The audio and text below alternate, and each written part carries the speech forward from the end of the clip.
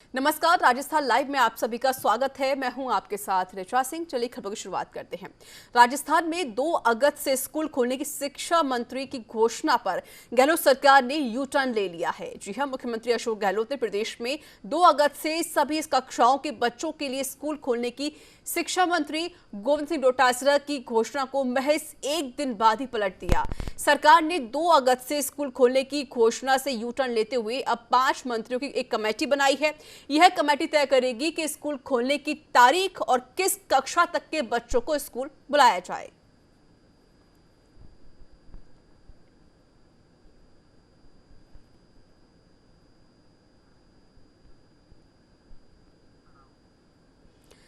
बाड़मेर के हस्तशिल्पकार टीकम चंद्र के हुनर और कला का हर कोई दीवाना है।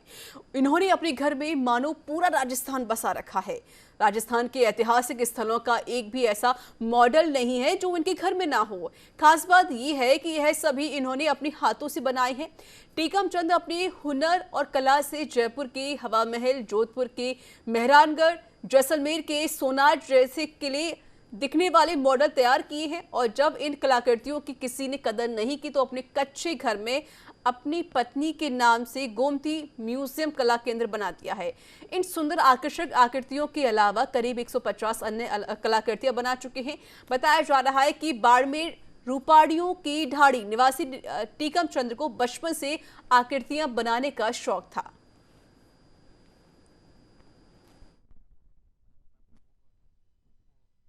ये छोटी छोटी कला करता हूँ और इस कला को मैंने 40 साल पहले जैसलमेर में सीखी थी, बाबूलाल जी के पास में।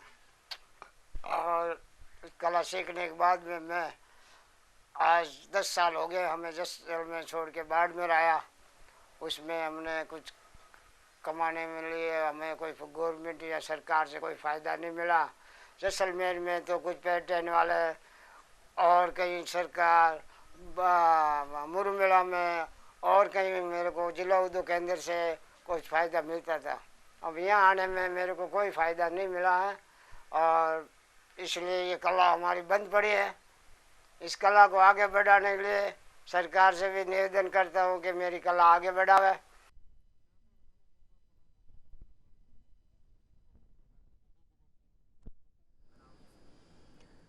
बीजेपी के प्रदेश मुख्य प्रवक्ता रामलाल शर्मा ने कांग्रेस प्रदेश अध्यक्ष गोविंद सिंह डोटासरा के आरएएस पर दिए गए बयान पर पलटवार कर दिया है। रामलाल शर्मा ने कहा कि डोटासरा जी को फोबिया हो चुका है और उठते बैठते और बोलते समय उनके निशाने पर सिर्फ संघ रहता है। साथ ही कहा कि जिस तरीके से राजस्थान में शिक्षा मंत्री के ऊपर संगीन आरोप लग रहे हैं, जिनमें वक्ताओं की भर्ती हो या पुस्तकालय भर्ती, लेकिन अब आरएसएस के अंदर भी अपने रिश्तेदारों को अधिक अंक दिलवाने के आरोप में उन पर कई आरोप लग रहे हैं।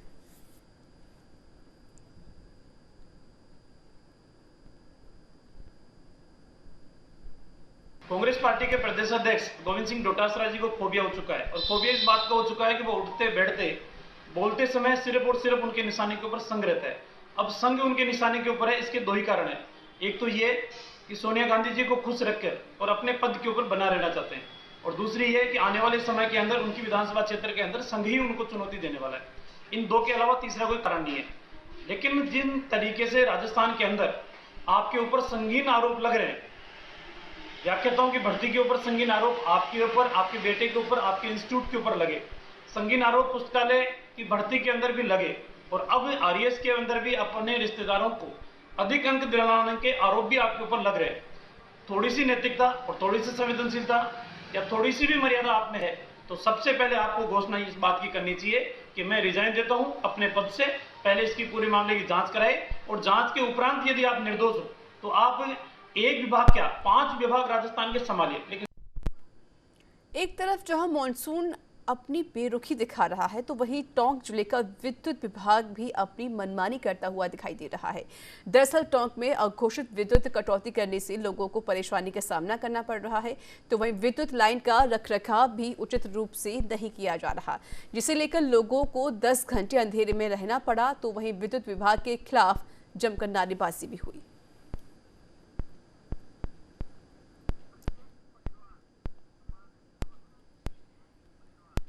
मेरे साथ जुड़ चुके इस पर और अधिक जानकारी देने के लिए संवाददाता ब्रजेश, देखिए जिस तरीके से जनता है वो परेशान तो है, फिलहाल क्या कुछ जानकारी आपके पास और क्या कुछ अपडेट है इस पूरे मामले को लेकर? देखिए रीचा, सबसे बड़ी बात है कि यहाँ जो टोंक जिला एक जिला मुख्यालय है, वहाँ पर भी विद्युत विभाग की बहुत बड़ी लापरवाही सामने आती है। और इस वक्त जो कंडीशन है वो ये है कि यहाँ पे घंटों घंटों मतलब लाइटें जाती है, जैसे उसका, और दिन में कई बार लाइट जाती है। कल भी है ना, जो अंबेडकर कॉलोनी और अन्य 5 कॉलोनियां हैं आसपास में, वहां पर कम से कम सुबह 10 बजे से लेके लाइटें गई।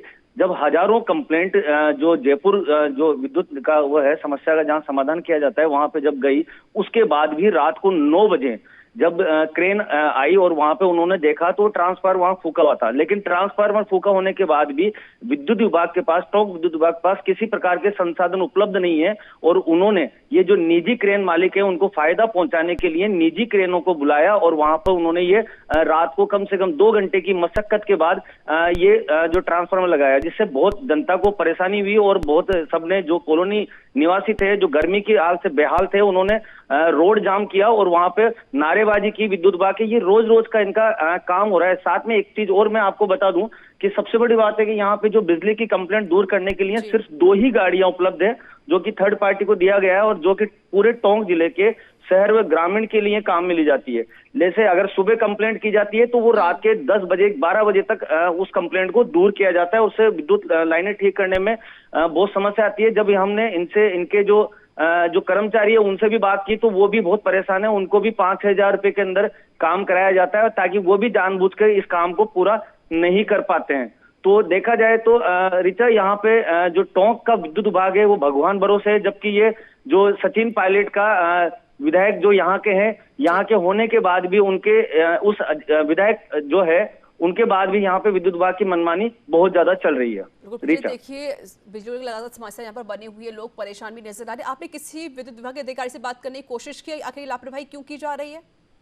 जी, मैंने बात की थी उनसे एक्शन से, तो उन्होंने कहा कि ये इस तरह की कंप्लेंट है, ज्यादा एरिया मतलब कवर करना पड़ता है, और वो बाकी उचित जवाब नहीं दे पाया। और एक सबसे बड़ी बात और बताऊं कि जो विद्युत विभाग के अधिकारी है, IN है, कल उनको रात को सबने कॉल करने की कोशिश की, लेकिन उन्होंने अपना फोन स्विच ऑफ कर रखा है। जबकि ये चीजें आपको पता है कि जनता की समस्याएं एकदम में कभी भी आ सकती है, और एक सरकारी कर्मचारी को अपना जो डिपार्टमेंटल फोन है वो बंद नहीं रखना चाहिए। लेकिन उन्होंने फोन बंद रखा और एक्शन से ही बड़ी मुश्किल से बात हुई और उन्होंने ही ये क्रेन ये भेजी और ये विद्युत सप्लाई सुचारू रूप से चलाई। चलिए ब्रजेश, बहुत बहुत शुक्रिया आपका, नजर बनाए रखिए, अपडेट आपसे लेते रहेंगे।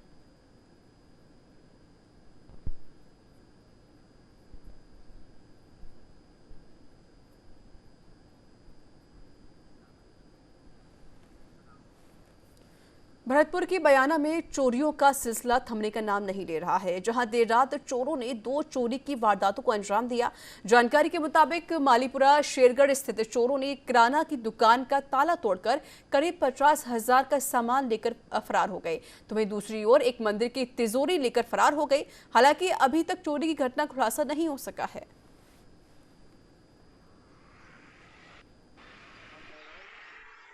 परचून की पेटी तो करीब 5,000 के लगभग खीरी और नगद कैश रखो बाहर ले गए। पेटी बाहर ले जा पटक गई।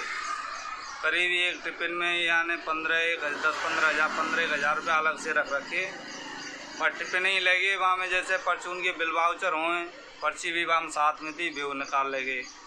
जैसे बादाम है, करीब 20 किलो के लगभग बादाम, किशमिश, सरफ, साबुन, तेल, जो परचून के जैसे गुटखा है, बीड़ी है, रिफाइंड है। जो पेटी रखी रहती गल्ला, उसमें से करीब 10,000 रुपये निकाले गए हैं। और माता के मंदिर से माता का छत्र है, कुछ आभूषण हैं और कुछ कीमती कपड़े भी हैं जो अज्ञात चोर ले गए हैं। उसमें 5,000 रुपये भी नकदी रखे हुए थे, वो भी ले गए।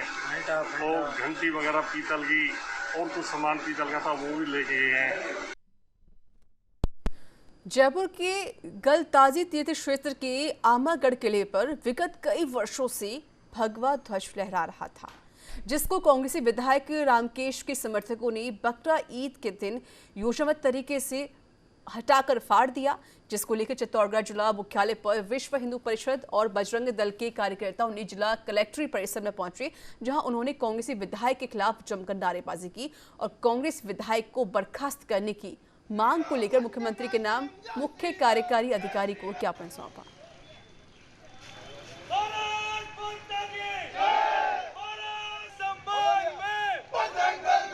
अभी वर्तमान में राजस्थान में कई प्रकार की घटनाएं हो रही, आपराधिक तत्व बढ़ते जा रहे हैं। अभी आमेर जयपुर के गलताजी तीर्थ में आमागढ़ की जो पहाड़ी है, वहाँ पर बरसों पुराना एक भगवा ध्वज लगाया गया था, जो काफ़ी समय से वहाँ पर है। लेकिन अभी कुछ दिनों पहले कांग्रेस समर्थित एक विधायक के समर्थकों द्वारा उस भगवा ध्वज को तोड़कर समस्त हिंदू समाज का अपमान किया गया। हम सरकार से मांग करते हैं कि जो विधायक है उसको बर्खास्त किया जाए उससे, और जो आपराधिक तत्व उसमें शामिल थे उनके ऊपर कठोर कार्रवाई की जाए। महामहिम राज्यपाल के नाम ज्ञापन देने जाए हैं विश्व हिंदू परिषद बजरंग दल के बैनर तले। हमारे जो आमागढ़ किले पर जो भगवा ध्वज मान्य हमारा शौर्य का प्रतीक और हमारे हिंदुत्व की आस्था का प्रतीक भगवा ध्वज जो आमागढ़ किले पर काफ़ी वर्षों से लगा हुआ था, उसको कांग्रेस के एक विधायक द्वारा बड़ी सोची समझी साजिश के तहत वहाँ पर भगवा ध्वज को उतार कर उसका इतना अपमान किया, उस भगवा ध्वज को फाड़ कर उसके बाद नीचे फेंका गया है। इसी अपमान हम सहन नहीं करेंगे। तो हम ये कांग्रेस सरकार से ये करते हैं कि उसको तुरंत विधायक पद से बर्खास्त कर वहाँ पर पुनः भगवा ध्वज का करे और उन पर जो जिन्होंने इसकी कार्रवाई करी है उन पर राजद्रोह का मुकदमा दर्ज करे। हाल ही में राजस्थान में आरएएस की रिजल्ट आई है और वहीं पूरे राजस्थान में मुक्ता राव ने टॉप किया है। मुक्ता राव की प्रथम रैंक आई है, जिसका श्रेय मुक्ता राव ने अपने परिवार को दिया है। आपको बता दें कि इससे पहले भी मुक्ता राव ने आरएएस का एग्जाम दिया था, लेकिन उस समय उनकी रैंक 818 रैंक आई थी, लेकिन उन्होंने हार नहीं मानी और फिर से एग्जाम दिया और इस बार प्रथम रैंक हासिल करके राजस्थान में टॉप किया है। वह सॉफ्टवेयर इंजीनियर हैं और शुरू से उन्हें सिविल सर्विस में ही जाना था। मुक्ता राव का कहना है कि अगर हम एक बार माइंड सेट कर लें तो हमें अपने सपनों को पूरा करने से कोई नहीं रोक सकता है। वहीं न्यूज़ इंडिया संवाददाता दीपक चावला ने खास बातचीत की राजस्थान के आरएएस टॉपर मुक्ता राव से। जाते जाते रिपोर्ट देखिए। हाल ही में राजस्थान में आरएएस के रिजल्ट आए हैं और हजारों की संख्या में आरएएस बने हैं। आरएएस तो सभी बने हैं, लेकिन याद रह जाते हैं टॉपर। और मुक्ता राव जो कि पूरे प्रदेश में आरएएस में नंबर 1 आई है, टॉप रैंक उनकी आई है। उनकी सफलता के पीछे उनका परिवार का सपोर्ट है और आज हमसे खास बातचीत करने के लिए आरएएस मुक्ता राव मौजूद है। इनसे जानेंगे किस तरह से इन्होंने सफलता की सीढ़ी चढ़ी और किस तरह युवाओं को नसीहत मैसेज ये देना चाहेंगे। हमारे साथ बातचीत करने के लिए मैडम सबसे पहले न्यूज़ इंडिया की ओर से आपको बहुत बहुत बधाई। Thank you so much. Madam ये आप मैरिड भी है और ऑलरेडी सॉफ्टवेयर इंजीनियर है और टॉप पे आना कि कैसा ये सफ़र रहा? सर सफ़र तो ऑफ कोर्स ये एग्ज़ाम जो है ये डिमांड करता है कि आप हार्ड वर्क करें, आप डेडिकेटेड रहें। तो हार्डवर्क और डेडिकेशन से भरा हुआ सफ़र रहा। कई बार अप्स एंड डाउन्स आए, जब भी लगा कि भर्ती में थोड़ी रुकावट आ रही है या इनफैक्ट थोड़ा टाइम खिंच रहा है, पर अगर मनोबल अच्छा हो तो काम हो जाता है सर। मैडम टॉप पर है आप, नंबर 1 है, तो किस तरह से आपकी तैयारी रहती थी? कैसे आप पढ़ते थे? परिवार को आपको संभालना हुआ है, बड़ी जिम्मेदारी। सर मैं सबसे पहले तो बहुत ही विनम्रता के साथ ये कहना चाहूँगी कि टॉपर रहना अपने आप में सिर्फ एक मैटर ऑफ चांस है। जिन सब कैंडिडेट्स ने मेरे साथ में इंटरव्यू दिया है, मेंस क्वालिफाई किया है, हम सभी एक ही प्रकार की परीक्षा के साक्षी रहे हैं, तो सभी इक्वली कॉम्पिटेंट हैं। 1, 2, 3, 4 नंबर के डिफरेंस से किसी की रैंक ऊपर हो जाती है, किसी की नीचे। तो मैं तो ये कहूँगी कि हम सब बराबर हैं और ये शायद ईश्वर का आशीर्वाद है जो मेरे पास स्पेशल फॉर्मेट में टॉप रैंक के रूप में आए हैं। लेकिन कोई बहुत बड़ी बात नहीं है, it's all because of luck और by the grace of God.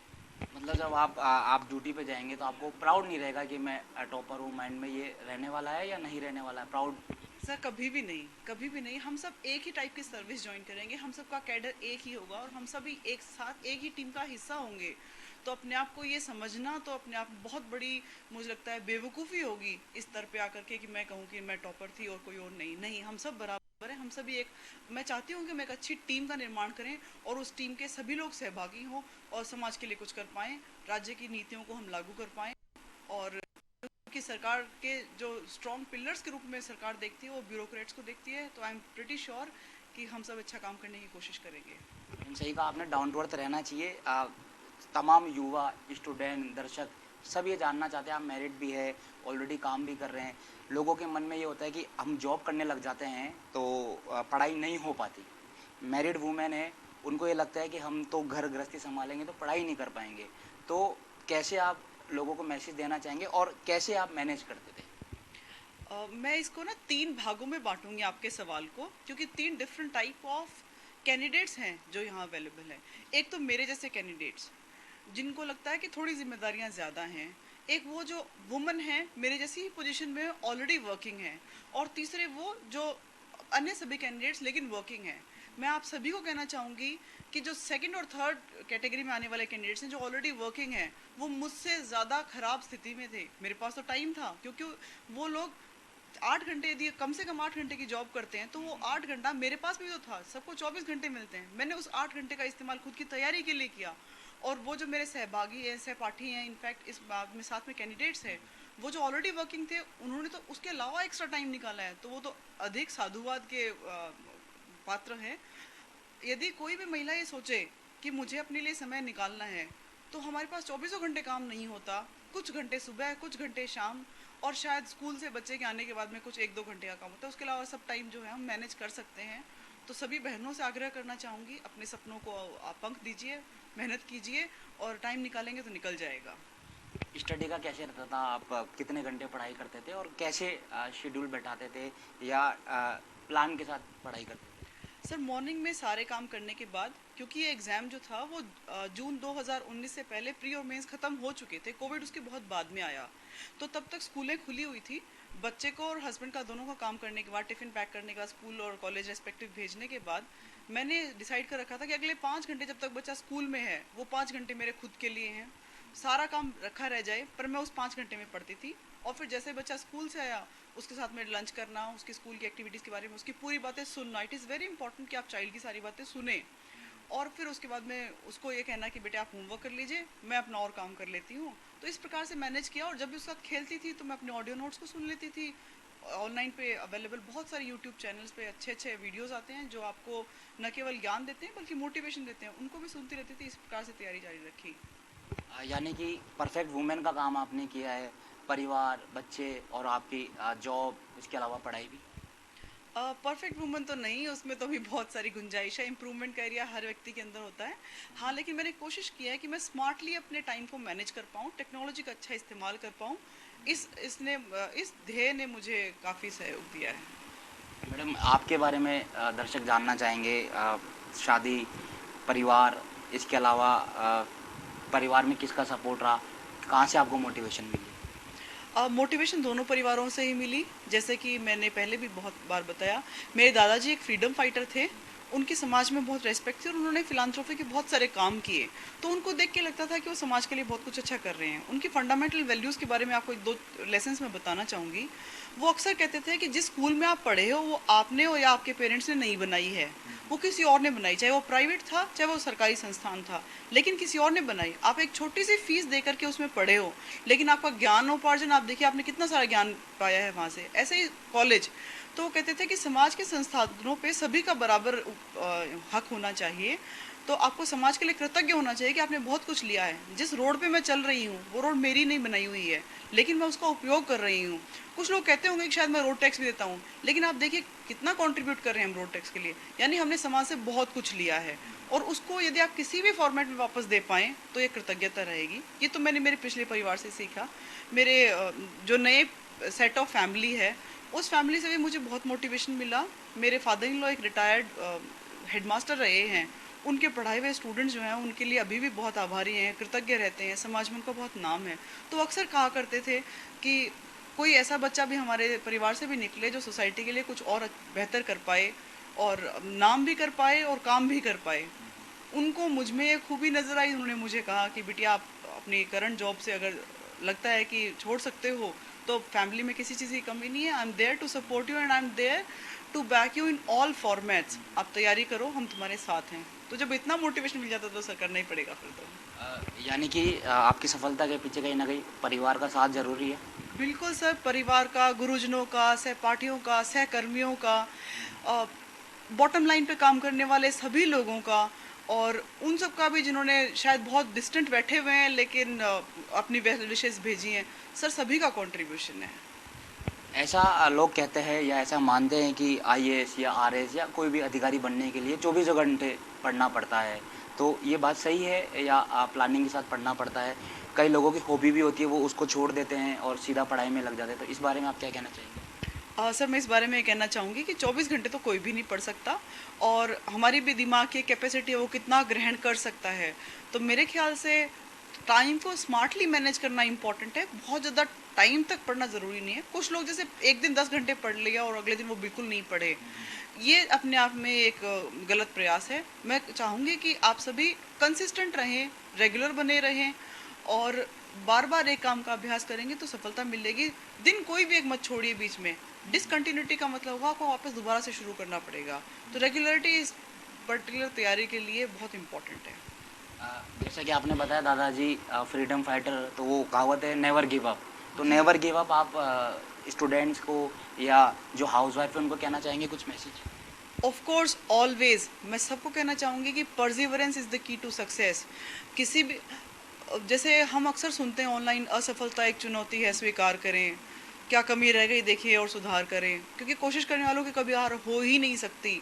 तो please don't quit, don't give up. आप ये देखिए क्या कमी रह गई थी, अपने आप पर विश्वास रखिए, लगातार प्रयास कीजिए, आपको ज़रूर सफलता मिलेगी। आरएस मुक्ता राव, ऐसा नहीं है कि अभी साल 2 साल में आपने मेहनत की और बन गए। ये जो सपना है वो सालों पुराना होगा, ये मेहनत सालों पुरानी होगी, तो लंबी लड़ाई लड़नी पड़ती है किस्मत से। क्या कहना चाहेंगे? सर मैं किस्मत से ज़्यादा कर्म में विश्वास करती हूँ।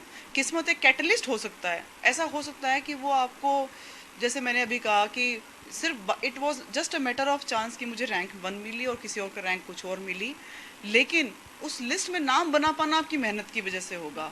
तो कुछ नंबर ऊपर या नीचे किस्मत का पार्ट होता है, लेकिन मेजर कंट्रीब्यूशन आपके कर्म का है। प्लीज़ मेहनत कीजिए, मेहनत का कोई ऑल्टरनेट, कोई सब्स्टिट्यूट नहीं है, ये आपको करनी होगी। और एक लगातार एक जर्नी है, ये पर्टिकुलर परीक्षा जो हो वो एक जर्नी है और उस जर्नी का हर पल आपको जीना पड़ेगा। बहुत बार ऐसा होगा जब आपको लगेगा कि ना मेरा टेस्ट में स्कोर बहुत अच्छा नहीं आ रहा है, मैं कैसे इम्प्रूव करूं, मुझसे नहीं होता। जैसे फॉर एग्जांपल मैंने अक्सर अभ्यर्थियों के साथ देखा है कि एनरोल हो जाते हैं किसी भी टेस्ट सीरीज़ के लिए, और मान लीजिए आज किसी एक पर्टिकुलर सब्जेक्ट का टेस्ट है और आपकी तैयारी नहीं है, तो आप क्या सोचते हैं, मैं कल इसको आज मेरी तैयारी नहीं है, आज नहीं अगली बार दे दूंगा, अच्छी तैयारी के साथ दे दूंगा, और वो अगली बार कभी नहीं आता। तो अपने आप को बांध के रखना है, कमिटेड रहना है और गोल के साथ स्टिक रहना है। अगर आप ये काम करते रहते हैं तो सफलता बिल्कुल दूर नहीं है, वो आपके बिल्कुल पास ही बैठी है। हो सकता है आपको कई लोग फॉलो करते होंगे, तो वो पढ़ाई का मैं जानना चाहूँगा कि कितने तो घंटे पढ़ाई, टेस्ट सीरीज़ कैसे करते थे, ऑनलाइन पढ़ते थे, वीडियो देखते थे, ट्यूशन लेते थे, कैसे वो सिस्टम रहता था? सर मेरे इस बार के प्रयास में मैंने एक दिन भी कोचिंग क्लास नहीं ली।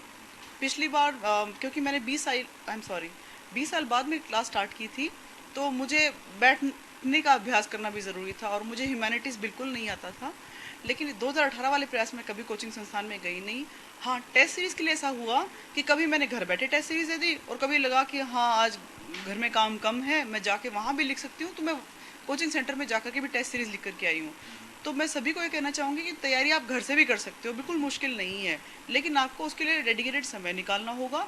और टेस्ट सीरीज़ भी आप घर बैठे बैठे भी कर सकते हो। आजकल तो ऑनलाइन मीडिया ने इतना अच्छा प्लेटफॉर्म बना दिया है, आप PDF मंगवा लीजिए, प्रिंट आउट निकालिए, लिखिए, स्कैन करके वापस भेज दीजिए, आपको असेस करके हुई नोटबुक्स वापस मिल जाएंगी और कमेंट्स भी बहुत अच्छे मिल जाते हैं। तो वो एक अच्छा तरीका है, आप उसका इस्तेमाल कीजिए। वीडियोज़ देखिए, बहुत सारे प्लेटफॉर्म्स हैं जहाँ पे आपको सिर्फ इसी बात का तैयारी करवाई जाती है, जैसे कि आज का करंट अफेयर क्या है, उसका डिस्कशन क्या है।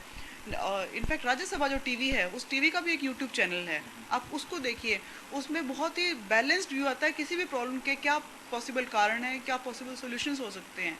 तो उससे आपको उत्तर लेखन में बहुत सहायता मिलती है, शब्दों का संकलन अच्छा हो जाता है सर उससे। मुक्ता राव अभी तो टॉपर है, लेकिन इससे पहले भी आपने एग्ज़ाम दिया था, तब आपके रैंक शायद 818 रैंक आई थी। उस समय आपने ज्वाइन नहीं किया और सोचा कि मुझे अच्छी रैंक लानी है, तो इस बारे में क्या कहना चाहिए? कुछ नहीं सर, हर आदमी के सफलता के खुद के पैमाने होते हैं। वो मेरे लिए शायद अभी तक का सबसे लो स्कोर था। ईश्वर की कृपा से मैं हमेशा ही पढ़ने में ठीक रही हूँ, तो मैंने उसको एक चुनौती के रूप में लिया कि ये मुझसे डाइजेस्ट होगा नहीं कि मेरी इतनी कम रैंक आई है, देखते हैं क्या कमी रही है। मैंने अपनी उत्तर पुस्तिकाएँ RPSC से मंगवाई आरटीआई के थ्रू, और मैंने उनको बहुत सारे लोगों को दिखाया, गुरुजनों को दिखाया और पूछा कि मेरे उत्तर लेखन में क्या कमी रही। जैसे जैसे उन्होंने गाइड किया वैसे वैसे मैंने तैयारी की और मैंने सोर्सेज को ऑथेंटिक किया, तो हो गया सर, बिल्कुल मुश्किल नहीं है। यानी कि माइंडसेट हम जो सोचते हैं वो हम पाते हैं, बस फर्क इतना है उस पर मेहनत करने की जरूरत है। जी बिल्कुल सर, बिल्कुल आप बिल्कुल ठीक कह रहे हैं, माइंडसेट बहुत इंपॉर्टेंट है इस पर्टिकुलर परीक्षा के लिए। और मैडम युवाओं को क्या मैसेज देना चाहेंगे आप? यही कि हमने सोसाइटी से बहुत कुछ लिया है, हमें कृतज्ञ होने की ज़रूरत है। ये एक बहुत अच्छा प्लेटफॉर्म है। मैं चाहूँगी कि हम ब्रेन ड्रेन को रोकें। हम भारतीय बहुत इंटेलिजेंट हैं, राजस्थान वाले तो बहुत जुझारू भी हैं। तो यदि आप 1% भी ये सपना रखते हैं कि मैं सोसाइटी के लिए कुछ वापस करूं, तो प्लीज़ इस प्लेटफॉर्म को ज्वाइन कीजिए। ये बहुत अच्छा प्लेटफॉर्म है और आपको ईमानदारी से काम करने के बहुत सारे अवसर मिलेंगे। बहुत खुशी होती है जब हम किसी की भी लाइफ में कोई भी चेंज कर पाते हैं। हम सिर्फ निमित्त बनते हैं, वो हमारे हाथों से हम कुछ नहीं करें, वो उनका हक है और उसके लिए सरकार ने पॉलिसीज़ बनाई हैं, स्कीम्स बनाई हैं। लेकिन यदि आप जरिया बनते हैं वो काम करने का, तो जो आपकी आत्मा को संतुष्टि मिलती है वो परम सुख है। वो सुख आप किसी भी तरीके से प्राप्त नहीं कर सकते हैं एक्सेप्ट सर्विस। मैडम अब आखिरी सवाल आपसे, जब ज्वाइन हो जाएंगे किस तरह से मुक्ता राव की कार्यशैली रहने वाली है? कुछ पीड़ित आएंगे, कुछ आम लोग आएंगे, तो किस तरह से आप उनसे मिलेंगे और किस तरह से आपकी कार्यशैली रहने वाली है? सर हमने एथिक्स के ऊपर में पढ़ा भी, बहुत सारे मैंने जो हमारे समाज में बहुत महानुभाव रहे हैं उनके इंटरव्यूज़ भी देखे हैं। फंडामेंटल प्रिंसिपल ये रहता है कि आप अपने आप के साथ ऑनेस्ट रहिए, अपने कार्य के प्रति ऑनेस्ट रहिए, प्रिजुडिस और बायसनेस को छोड़ करके जो आपके सामने फैक्ट्स अवेलेबल हैं, मेरिट्स अवेलेबल हैं, उनको सुनिए, उनको पढ़िए और डिसीजन लीजिए। मुझे लगता है कि ये मेरी कार्यशैली रहेगी कि ऑफिस में कोई भी आदमी जो अपनी परिवार लेकर के आया है उसको मैं चक्कर ना कटवाऊं, क्योंकि मैं इस बात को समझती हूँ कि कोई भी व्यक्ति यदि कोई लेकर के आया है प्रार्थना, तो वो शायद किसी बस से आया है, भाड़ा दे करके आया है, अपने खुद ही गाड़ी से आया है, तो भी वो उसका दिन भी खर्च हुआ है और उसका पैसा भी खर्च हुआ है। तो एक ही विजिट में यदि काम हो जाए, इनफैक्ट आना ही ना पड़े, क्योंकि हम देखते हैं कि ई मित्र जैसा एक प्लेटफॉर्म है जो गवर्नेंस टू सिटीजन्स की तरफ चलता है, गवर्नमेंट टू सिटीजन, बहुत अच्छा प्लेटफॉर्म है। यदि उसके थ्रू भी हम संख्या को बढ़ा सकें और लोगों के कामों को फटाफट निपटारा कर सकें, तो ये मेरी प्रायोरिटी रही है कि मैं अधिक से अधिक लोगों की समस्याओं का मैं समाधान कर पाऊँ। शुक्रिया मैडम हमसे बातचीत करने के लिए। ये थी मुक्ता राव जी जो आरएस टॉपर है। 3 बातें इन्होंने बहुत अच्छी बोली, एक तो माइंडसेट, एक नेवर गिव अप और ऑनेस्टली, यानी कि हर कोई आरएस बन सकता है, हर कोई टॉपर भी बन सकता है, लेकिन बस शर्त यह है कि उसका माइंडसेट एकदम क्लियर होना चाहिए, लक्ष्य के सामने उसकी निगाहें होनी चाहिए और कभी नहीं हारने वाला एटीट्यूड रहना चाहिए। हम भी इनको बधाई देते हैं और वाकई ये राजस्थान के लिए, हमारे पूरे देश के लिए और ख़ास तौर पे जो हाउसवाइफ है उनके लिए एक मिसाल है, एक मोटिवेशन है। इनको ज़रूर सुने, इनको फॉलो करें। उम्मीद करते हैं कि इनसे प्रेरणा लेकर और भी कई नए आरएस अब आने वाले टाइम में बन सकते हैं, क्योंकि हाल ही में राजस्थान सरकार ने फिर से आरएस की जो भर्ती है वो निकाल दी गई है। न्यूज़ इंडिया भी उन सभी स्टूडेंट्स को, युवाओं को बधाई देता है और उम्मीद करते हैं कि इसी कड़ी मेहनत से वो लोग भी अपना सपना पूरा करेंगे। सहयोगी जितेश शर्मा के साथ मैं दीपक चावला, न्यूज़ इंडिया, जयपुर।